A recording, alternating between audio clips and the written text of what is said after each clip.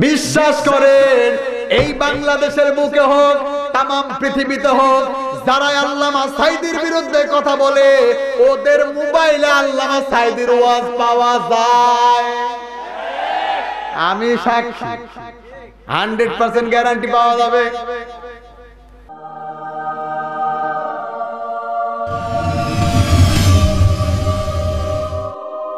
কারণ ওদের মুখে শুনেছি যত বড়ই বড়ই কথা হোক না কেন, মানুষ এক পিস আলেম যার আলোচনা শুনলে চোখ থেকে পানি এমনি ঝরঝর করে নেমে আসে। তাম পৃথিবীতে আলেমদেরকে পরীক্ষা করা হলো সৌদি আরবে। 1000 জন আলেম নেওয়া হলো। কয় হাজার? 1000 জন আলেম নেওয়া হলো, শ্রেষ্ঠ শ্রেষ্ঠ আলেম। 1000 মার্কস এর পরীক্ষা। সকল আলেমরা পরীক্ষা দিল। একজন আলেমের মার্কস পেল যিনি সবার উপরে পাহাড়ের চূড়ায় 999 মার্কস পেয়ে যেই মানুষটা ফার্স্ট হলেন তিনি আল্লামা সাঈদী। এটা বাংলাদেশের ঘটনা না, এটা সৌদি আরবের ঘটনা। সেখানে আল্লাহর নবী জন্ম নিয়েছে, তারপরেও আল্লামা সাঈদী সেখানে ফার্স্ট হয়েছে। কাবা ঘরের ভিতরে ওই হাতিমের ভিতরে ঢোকার অনুমতি কেবলমাত্র কয়েকজনের আছে, তার মধ্যেই মানুষটারও ছিল। কাবা শরীফের ইমাম, হেড ইমাম, যখন এই মানুষটা যেতেন তার কপালে চুমু দিয়ে ভিতরে ঢুকাতেন। প্রয়োজন ছিল এই মানুষটাকে একটা সংসদে সুন্দর একটা জায়গা দিয়ে রাখা, কিন্তু হবে না, কারণ এই পথ ফুল বিছানো নয়। এ পথের বাঁকে বাঁকে আসবে হামলা, আসবে মামলা, কেস কপাটি, জুলুম, নির্যাতন। কথা বলেন ঠিক কিনা? ইমানের পথ হলো কণ্টকাকীর্ণময় দুর্গম বন্ধুর। কথা বলেন ঠিক কিনা? আমার ভাইয়েরা, আবু জাহেল বলল ঠিক আছে, যা হয়েছে হয়েছে, আজ এসছে, আর যাওয়া যাবে না।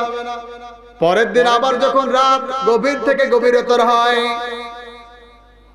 আবু সুফিয়ান বলে, মনে মনে ভাবতে লাগে, নেতারা যখন বলেছে যাওয়া যাবে না, তার মানে ওরা যাবে না, আমি একা একা যে কোরআন তেলাওয়াত শুনব। সুবহানাল্লাহ। অন্যান্য নেতাদের মত এক। আবু জাহেল এবার ভাবে, আমি বড় লিডার, আমি বড় নেতা, আমি যখন নিষেধ করেছি আমার নিষেধ উপেক্ষা করে যেতে পারে এমন কেউ, সুতরাং আমি আজকে যাব মুহাম্মাদের তেরন প্রাণ ভরি শুনবো। সুবহানাল্লাহ। আবার চলে গেল। আবার যখন ফজরের আজান হওয়া মুহূর্তে চলে আসলো, আবার একজনের সাথে আরেকজন ধাক্কা, বলুন না রে, এভাবে হবে না। আবু জাহেল ওই দিন স্বীকার করেছিল মুহাম্মদ যেটা তেলাওয়াত করে এটা অবশ্যই আল্লাহর কিতাব। সুবহানাল্লাহ বলবেন না? ওই দিন স্বীকার করেছিল। তারপরেও কেন বিশ্বনবীর বিরোধিতা করলেন? কারণ একটা, বলবো নাকি? কারণ হলো এইটা, কারণ হলো চেয়ার। এই চেয়ারে যে বসে তার গিয়ার বেড়ে যায়, ও আর নামতে চায় না, এটাই স্বাভাবিক। কিন্তু চেয়ার আমাকে সুন্দরভাবে বুঝিয়ে দেয়, ও সিয়াম, চেয়ারে বসে বসে বেশি লাফালাফি করো না। তোমার আগে কিন্তু আমিনুল ইসলাম ভাই ছিল, সেও যখন আসছে শ্রোতারা স্লোগান দিতে দিতে নিয়ে এসছে, নির্ধারিত সময় হয়ে গিয়েছে, নামিয়ে দিয়েছে। ঠিক কিনা? আমাকে যখন নিয়ে আসলো ছেলেরা স্লোগান দিতে দিতে নিয়ে আসলো। এখন ওয়াজ আমি যত ভালোই করে হুজুর, বলেন তো নেমে যাওয়ার সময় স্লোগান দিতে দিতে নিয়ে যাবে? তার মানে চেয়ার আমাকে বলে, সিয়াম মুনার ক্ষমতার মালিক আল্লাহ, সাবধানে কথা বল। চেয়ার কিন্তু খুব বেশি হলে 2 ঘন্টা, এই 2 ঘন্টা পর তোকে নামা লাগবে। সুতরাং যারা বেশি চেয়ারে বসে লাফালাফি করছেন, চেয়ারের মেয়াদ কিন্তু 5 বছর। বেশি লাফালাফি করবেন না, আপনার কিন্তু নামা লাগবে। আর যদি নামেন, ভালোভাবে নামেন, আল্লাহর জন্য কাজ করেন, জনগণ আপনাদের জন্য দোয়া করবে, কাল হাসরের ময়দানে তার ফজিলত পাবেন। সুবহানাল্লাহ বলেন। ঠিক এমন একটা মুহূর্তে, কষ্ট হচ্ছে, এমন একটা মুহূর্তে আবু জাহেল বলল, না, এভাবে আর সহ্য করা যায় না, জোরে জোরে চলে যাও, চলে যাও, যাও। আজ থেকে আমি আবু জাহেল বলে দিলাম, মক্কার বুকে মুহাম্মাদের কোরআন তেলাওয়াত হবে না। তার মানে আমাদের ভাষায় 144 ধারা, ঠিক কি তো? মাইন্ডে নেন, আমাদের ধারণা 144 ধারা।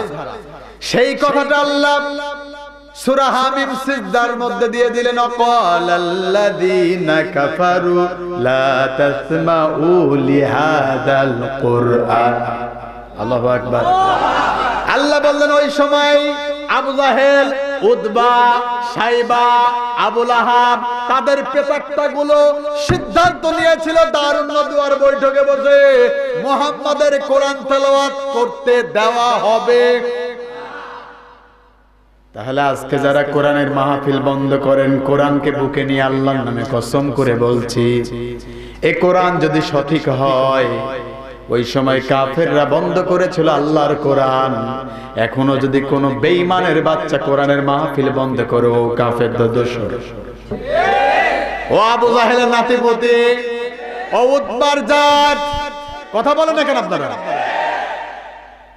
রাজনীতি হয়ে যাচ্ছে ভাই। হক কথা বললে কষ্ট হবে। আল্লাহ বলেন আল হাক্কু মুররুন, হক কথা তিতা তিতা তিতা, মিষ্টি লাগবে না। শুধু মিষ্টি খাওয়া সুন্নত বলে বসে থাকেন না, সুন্নত কিন্তু আরো আছে। বদরে যাওয়া, উহুদে যাওয়া, তায়েফের ময়দানে রক্ত ঝরানো হলো সুন্নাত। ওই সুন্নাত আপনাকে পাওয়া যায় না, বড় বড় সুন্নাতের গান গান। এই যে গতকালকে গেল ঈদে মিলাদুন নবী, কত ভালোবাসা। কিন্তু আমি বলি নবীজি এত ভালোবাসা, নবীজি জন্ম দে, কিন্তু নবীজি যে রাষ্ট্র কায়েম করলেন সেই কথাটা একটাও বললেন না। আমার আগে একটাও বললেন। আমি বললাম এই আলোচনা আপনার যথেষ্ট নয়। নবীজির প্রত্যেকটা জীবনের ঘটনা আপনার জন্য আদর্শ, ঠিক কি না? আয়াত নেবেন, দলিল নেবেন, সূরা আহজাব 21 নম্বর আয়াত। আল্লাহ বলেন লাকাদ কানা লাকুম ফি রাসূলিল্লাহি উসওয়াতুন হাসানাহ। সুবহানাল্লাহ বলেন। রাসূল সাল্লাল্লাহু আলাইহি সাল্লামের জীবনটা মানুষের জন্য আদর্শ বানানো হয়েছে। সুবহানাল্লাহ। আপনি সেই রাসূলের রাজনীতি জীবন কথা বললেন না, তার মানে মিষ্টি খাওয়া সুন্নতে আপনি আছেন, বদর উহুদ খন্দকে আপনি নাই। নবীজির কথা কইয়া, নবীজির কথা কইয়া সবাই কান্দে, কিন্তু নবীর সমাজ গড়ার কাজে এত দ্বন্দ্ব কেন বাদে? নবীজিকে সালাম করি, নবীর নামে দরুদ পড়ি, নবীর নামে গড়াগড়ি মসজিদের ভিতরে, বাইরে তারে মানলাম না রে সংসারে সমাজে। কেউ বা বলে তিনি আল্লাহ, তিনি রাসূল, এমনটি কি সাজে, কিন্তু নবীর সমাজ গড়ার কাজে এত দ্বন্দ্ব কেন বাদে? নবীজির সব কথা মানতে রাজি আছে, নবীজির কষ্টের কথা শুনলে চোখ দিয়ে পানি ঝরে, আবার ওই নবীজির রাষ্ট্র কায়েম করার কথা বললে আপনার রাগ হয়। তার মানে আপনি ইমানদার নয়, আপনি আব্দুল্লাহ ইবনে উবাই বিন সুলুলের জাত। রাগ হচ্ছে? বিশ্বনবী তাহলে বন্ধ করে দিলেন বিশ্বনবীর কোরআন তেলাওয়াতকে। আল্লাহর নবী সাহাবায়ে কেরামকে নিয়ে বসা, ডেকে বললেন আমার সাহাবীরা, আবু জাহেল আমার কোরআন তেলাওয়াত বন্ধ করে দিয়েছে, তোমাদের মধ্যে এমন কোন আল্লাহর গোলাম কি আছো আবু জাহেলের 144 ধারা ভেঙে দিয়ে আল্লাহর কোরআন তেলাওয়াত করতে পারবা? ছোট্ট সাহাবী আব্দুল্লাহ ইবনে মাসউদ দাঁড়িয়ে গেলেন। কোন মাসউদ? যে আব্দুল্লাহ ইবনে মাসউদের পা গুলো ছিল ছোট্ট ছাগলের পায়ের সমান সমান। সাহাবায়ে কেরাম তার পা দেখে হাসাহাসি করত। বিশ্বনবী ডেকে বললেন আমার আব্দুল্লাহ ইবনে মাসউদের পা দেখে তোমরা হাসাহাসি করো না। তোমরা কি জানো না আব্দুল্লাহ ইবনে মাসউদের পায়ের ওজন কতটুকু হবে? 2টা পাহাড়, উহুদ পাহাড়কে যদি দাড়ির এক পাল্লায় দেওয়া হয়, আর আব্দুল্লাহ ইবনে মাসউদের 2টা পা যদি আরেক পাল্লায় দেওয়া হয়, আব্দুল্লাহ ইবনে মাসউদের দাড়ির পাল্লাটা আল্লাহ ভারী করে দেবে। সে আব্দুল্লাহ ইবনে মাসউদ দাঁড়িয়ে বলেন ইয়া রাসূলুল্লাহ, আপনি আমাকে অনুমতি দেন, আমি আবু জাহেলের 144 ধারা ভাঙবো, আল্লাহর কোরআনের তেলাওয়াত করব, বাধা দেয় দিক। শুধু মনে করবেন না এখন খালি আমাদের মতো কিছু ছেলে আছে, ওই সময়ে ছিল কি ছিল না? ওখানে যদি না থাকতো আমরা তো শিখতে পারতাম না। আব্দুল্লাহ ইবনে মাসউদ যখন এই কথা বললেন, বিশ্বনবী অনুমতি দিলেন, তিনি চলে গেলেন কাবা ঘরের সামনে, কাবা ঘরের ছায়ায় যে তেলাওয়াত করতে লাগলেন, আর রহমান আল্লামাল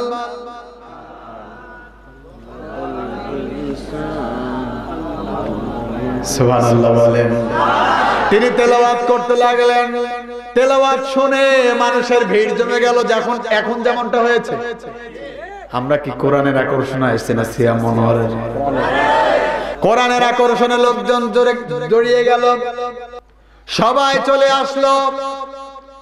আসার পরে কোরআন তেলাওয়াত শুনতে লাগলো, কারণ আকর্ষণ আছে না নাই? যেহেতু